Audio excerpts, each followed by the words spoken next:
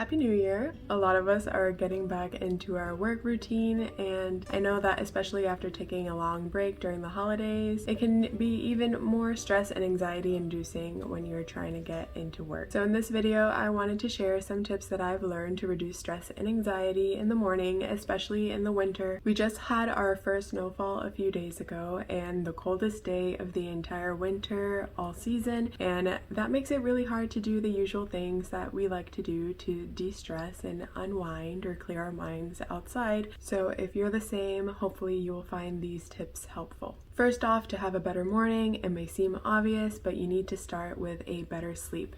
It is highly crucial to get a good night's sleep uninterrupted, and it really does help your day go a lot more smoothly when your brain is well rested. Harvard Health says, while light of any kind can suppress the secretion of melatonin, blue light at night does so more powerfully. WebMD says, more so than any other color, blue light messes with your body's ability to prepare for sleep because it blocks a hormone called melatonin that makes you sleepy. Bottom line, you're less drowsy than usual at night, and it takes you longer to fall asleep. So the first thing I like to do a couple hours before bed is to just stop using devices completely. I try to not watch TV, go on my computer, go on my phone. If you need to look at those a couple hours before bed, just try to turn them on night mode, change it to a warmer color, turn the brightness all the way down. Same goes for the lights in your house. If you have some blue daylight style bulbs, try to turn those off, or if you have color changing bulbs, then change them to a warmer tone. If you have dimmers on your lights, try to dim those down, or turn on any lamps like Himalayan salt lamps, since those will emit a warm glow without making everything too bright. Around 1 hour before bed, this is a great time to have some herbal teas, do some gentle yoga, work on your nighttime skincare routine, do some reading, preferably on a device like a Kindle Paperwhite so that you don't have bright lights in your face, or of course with normal books and a dim warm light, or just take a shower if you are an evening showerer. Around 10 to 20 minutes before bed or while in bed, it's nice to do a meditation, some breathing exercises. If reading makes you sleepy, then this is also a great time to do some light reading, and you can also do some journaling. At bedtime, I personally like to put on some soothing sounds. I'm a pretty light sleeper after the first couple hours of sleep, and I'm very sensitive to sounds, so it really helps to have some type of white noise in the background. I personally like listening to nighttime cricket sounding sounds that are available on my Hatch alarm clock. I also like listening to brick sounds and thunderstorms, so find whatever works for you. One of the biggest changes that I've made in the past couple weeks is to go to bed and wake up at the same time every single day, even on the weekends. One of the things that made me change this was not only knowing that I wanted to have a more regular sleep schedule, but I got a Hatch alarm clock gifted to me by my mom for Christmas, and you are able to set night routines and morning routines on it, and I just find it much easier to have the same routine every single day. Going to bed and waking up at the same time helps your body develop its natural circadian rhythm. You could probably get to the point where you don't even need an alarm to wake up in the morning. So for me, developing this rhythm really helps stabilize my mood and my body. Got cut off by the dogs because Dominion Energy stopped by needing to install something. Are you my guard dog? Thank you. Developing this rhythm also helps make me feel a lot more stable in the morning. As someone with ADHD, it is especially important to get 7 to 8 hours of sleep, and it can really affect my mood, how productive my day is. And sometimes I find that even with my medication, if I did not sleep well the night before, that medication is not as effective and I can still have a bad day. Make waking up more enjoyable. I'm sure we've all experienced horrendous sounding alarms that literally alarm you awake. It's actually one of the biggest reasons why I wake up earlier than my husband, because he is a very heavy sleeper and needs a very loud alarm. And if I wake up to his alarm every day, I just wake up feeling like I'm going to have a panic attack. So set a more peaceful alarm clock. If you're able to play music instead of an alarm that will alarm you. I have a Hatch alarm clock and it imitates a sunrise. I get up at 6:30, and that means during this time of year that the sun has not risen yet, so I don't have the natural sunlight to wake me up. So the hatch mimics a sunrise, and I have it set to go from zero brightness to full brightness within half an hour, and then after the half hour is up, it plays my selected sound, which is birds chirping for me. Once I hear those birds, I know that it is time to get out of bed, and by then I'm usually not sleepy at all. Next is to not look at your phone. Ever since I got diagnosed with ADHD and started medication, one of the biggest things I've noticed is that I don't feel as attached or addicted to my phone, and honestly I care even less. People who follow me on social media have probably noticed that I'm not on there enough now, which I'm trying to work on as someone who is a content creator. But in the morning, your phone can be a really bad trigger for you, stress-wise and anxiety-wise. You can get text messages in the middle of the night, emails, Etsy messages if you're an Etsy shop owner, and when you look at your phone first thing, sometimes you feel obligated to look and read and respond to those messages. This can cause some stress, and you can also wind up wasting a lot of time. And I know that a lot of my anxiety comes from feeling like I wasted time or do not have time left. So I'm definitely going to not look at my phone and do that to myself in the morning. You can also wind up mindlessly scrolling through social media, subconsciously comparing yourself to others while scrolling through your feed, seeing reminders of things that you've been wanting to do, or seeing some news that could completely ruin your mood before you're even out of bed. And some of that news could have been a lot easier to digest later in the day once you've focused on yourself and your well-being. Third is to give yourself extra time so that you can let yourself be slow in the morning if you are tired. Most days, especially before getting my Hatch alarm clock, I was never actually wide awake when I woke up or when I had set my alarm. And I feel like a lot of people think that if they hear their alarm and they're not wide awake, that means that they need some more rest, and usually that's why you end up hitting the snooze button all the time. But I assure you that most people that consider themselves morning people are not wide awake when they wake up. Usually they're morning people or early risers because they know that the morning is the only time that they get to do things for themselves, and that the earlier they get up, the more they accomplish during the day or more motivated they feel. So on days like these where I know that I slept enough but I still feel sleepy, I just say, okay, just go to the bathroom, use the bathroom, go downstairs and watch like a 10-minute relaxing video. And I never regret forcing myself to have gotten up because I'm like, see, now I'm wide awake. If you're unable to find a short video or a channel that you know is going to be completely positive, relaxing, or soothing for you, you can also grab your go-to feel-good book and turn on a brighter light, read that for 10 minutes, and you'll probably be a lot more awake by the end of those 10 minutes. Luckily, my dogs follow me as soon as I wake up, and they'll come downstairs and lay on the couch with me, so I do get to enjoy some snuggles and pets with them. By the end of those 10 minutes, I'm wide awake enough to start making a tea or a coffee, taking my vitamins and my medication. If you're waking up right before sunrise, which a lot of us in the northern hemisphere tend to be in the winter since the sun rises later, then take advantage of that opportunity if you usually don't get it. Take the time to look out the window or go outside and enjoy the sunrise in the morning. Look at the clouds or lack thereof, look at the birds, look at the trees. If you're in the city, look at the city waking up, people walking around, the cars driving around.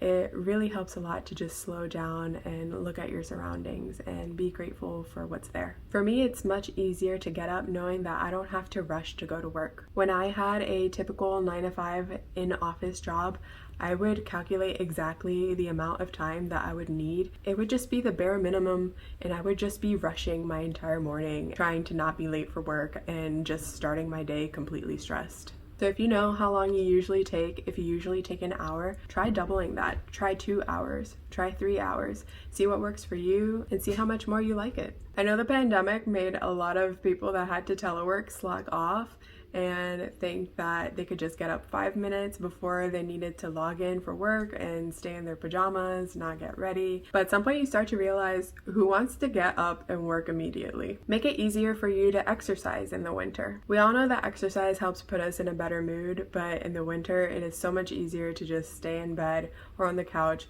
snuggling under a blanket. Usually we can't muster up the energy to even walk out the front door just knowing how much we're going to be freezing. But exercise truly does boost your mood. It helps suppress those hormones that cause stress and anxiety, so it's truly one of the best things that you can do for yourself in the morning. Shifting your mindset also helps. Once you go from, ugh, I have to exercise, to I can't wait to treat my body and my brain to something that is going to improve its overall well-being, it becomes easier to find that motivation. In the winter, try to find exercises that are easier to do in the winter. One of the best and most gentle exercises you can do in the morning is yoga. Morning yoga tends to be lower intensity and it's great for when you're sleepy. It's a lot more slow-paced and focuses on holding the stretches and getting a sense of how your body feels that day. If you know that you want to do yoga, make it a lot easier to do yoga. So since one of the first things I do to wake up and not wake up my husband is come downstairs in the morning, I left an open area in our living room so that I could do yoga. We were gonna get a coffee table, but then I realized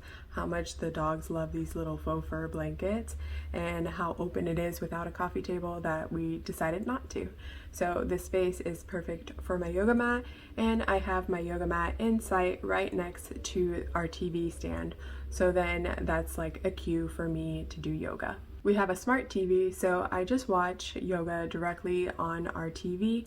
So it really is the perfect setup for me to do yoga, and there is no excuse for me to not do it. Morning yoga is really great for stress and anxiety because since it's slow paced, you're able to be a lot more mindful, be in tune with your body, observe how it feels, and get a sense of peacefulness before starting your day. Another good indoor exercise is to exercise on an exercise bike. In the winter, it is freezing. The last thing I want to be doing is going even faster in this cold air. So it really is nice to be able to exercise indoors. The type of exercise bike that I have is a Yeesole exercise bike, and I was very fortunate that they gifted it to me when I moved into our new house. But I did want to share this bike because I truly feel like it is great quality. It looks just as beautiful as, that one brand that is a couple $1,000s. So I love how much more affordable and attainable it is. It also has a little stand that you can put your tablet on so you can watch the Yeesole exercises directly on there, catch up on your favorite shows, some YouTube, read a book, or use any other apps that you would prefer to use. I'll leave a link down below. Definitely check them out if you're interested. The last exercise I love doing is walking, the same exercise that I love doing all year round. Obviously, since I have dogs and am the first one awake, I'm usually the one that has to take them out first thing in the morning. But I know how lazy I can be, my husband can be in the past at least, about walking the dogs in the winter. And usually you just don't want to put on a bunch of layers of clothing and you just want to stay in your PJs. So you just quickly put them on the leash and stand outside in your PJs, freezing your butt off, and then you end up just getting mad at your dogs because they're not fast enough for your dumb self that didn't put on the proper number of layers, and then you're just stressing yourself out in the process. If you know that you want to go on a longer walk, and if you have dogs and know that they deserve a longer morning walk, just take the time to layer up and it'll make the experience a lot better for you. Make your shower, morning hygiene, skincare more spa-like. Try putting essential oils in the bottom of your shower or your tub before you turn on the water, or hanging things like lavender or eucalyptus on your shower head, and it will create such a nice, soothing, relaxing experience. Even if you just take like 10 to 30 seconds to just let the water run over you, feel it on your skin, and enjoy the natural smells in the shower, it's just like a breathing exercise, and it just helps freshen your mood. I know when I would shower in the morning before work, I would just try to shower as fast as possible. And basically, whenever you're rushing through anything, it's just a recipe for stress and anxiety. Slowing down really is the key to being able to reduce that. Instead of using the bathroom light, especially if you don't have a dimmer, you can try putting a little night light, or if you have a diffuser that has a soft light on it, plug that in. Since my Hatch alarm clock has a light on it and I can change the brightness and the color, sometimes I even bring that into the bathroom and set a nice purpley tone on it.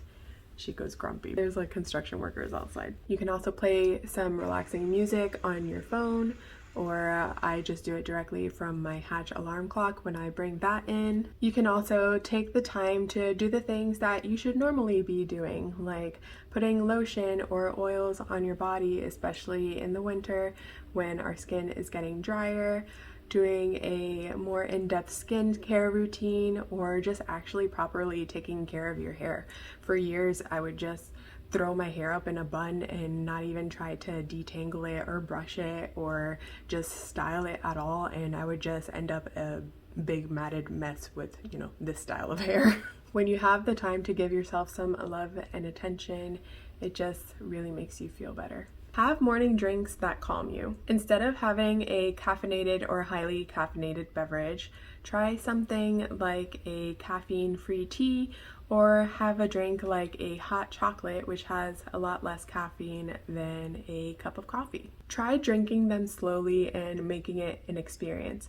This is why I love pottery, just because pottery just feels so different than smooth ceramic mugs, and I just love feeling the warmth that is coming out of the mugs. I love feeling the textures on the mugs, the patterns on the mugs, the shape of the handle, thinking of how the potter that made that mug made it, and it's just a whole experience. If you just drink your drink uninterrupted, just focusing on the warmth of the drink, putting the mug to your chest and feeling the warmth on your chest. It sounds silly, but it just makes it so much more special, especially if it's a drink that you really love. Do a brain dump on a piece of paper, in a journal, on like a notes app on your phone, in the notes app on your computer, and just the act of doing that will help clear your mind. It may also help serve as a useful to-do list for the day or the week if you've been, storing tasks in your head. And if you're writing down things that have to do more with your personal life, struggles, and just internal worries, it helps so much just being able to put those thoughts and worries into words and look at it on a piece of paper, literally from a different perspective. And sometimes the things that you'll read will be really enlightening, or sometimes they'll just be really silly. The great thing about writing this stuff down in a journal, as Anne Frank says, paper is more patient than people, so you never have to worry about any judgment or being ridiculed. Set boundaries. Put your phone on Do Not Disturb or airplane mode before it's time to start working. If you're worried about missing emergency calls, I know that on my phone I can set my favorite calls to come through if they call more than once. Just make sure that the people that are important in your life know that they have to call more than once to get through to you. Let them know that in the mornings you usually put your phone on airplane mode or Do Not Disturb, or tell them that if it's a big emergency, if someone else lives with you, to call them as well. Turn off notifications from apps that aren't urgent. Set a specific time to respond to your emails or your DMs, or if you're an Etsy shop owner like I am, your Etsy messages. I struggle with this with Etsy a lot, even before they set that responding within 24-hour period requirement to get the star seller badge. But if someone messaged me through Etsy in the middle of the night and then I woke up and saw it in the morning, I would just feel obligated to respond to it right then and there, just out of the fear of forgetting to respond to it. So if you set a specific time to respond to messages every day, then you're not going to miss any messages. And if you accidentally read a message, you can mark that message as unread so that the next time that you log into Etsy or go in the Etsy app, it still shows as a new message. And that sounds like such an obvious thing, but I never thought of that. Whenever I read the message, I just felt doomed to having to respond to that message. If you live with other people or your partner, then let them know that in the morning you really like to have your alone time, and if they can please respect that. I used to think that doing or saying this was mean, but in reality, the majority of those things that we're doing in the morning only take 15 to 20 minutes. So it's not really that long for them to wait to start talking to you. And it might even encourage them to start doing similar things too. Maybe if you're reading, they'll pick up a book, or if you're journaling, they'll start journaling. Do 1 or 2 simple tasks that get your momentum going. Often the hardest part of work is just getting started. You know how people say that they love making their bed in the morning because it makes them feel like they already accomplished something? Well, I'm the first to get up. I go downstairs and my husband's literally still in bed, so I can't make the bed with him in it. So I'll try to do other things.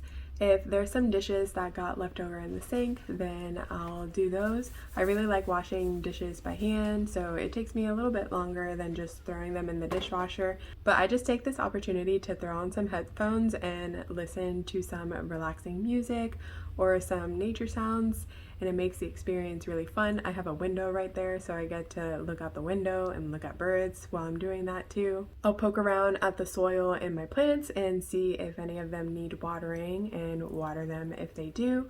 If any of them look dusty, I'll take the time to dust off the leaves so that they're nice and happy and absorbing as much sunlight as they can. I'll tidy up some areas of the house or reset the couch.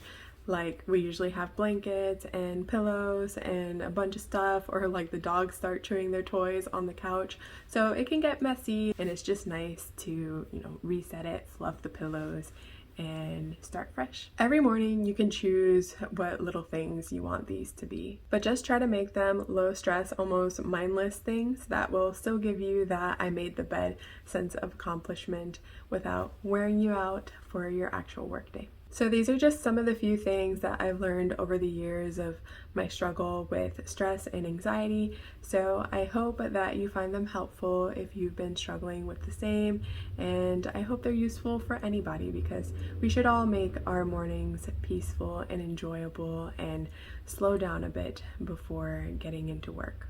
If you like videos like this one, let me know. If you have any more tips of your own, please leave a comment down below. And if you did like this video, I'll be sure to include some of those tips in a future video. Thank you for watching, and I'll see you in the next video.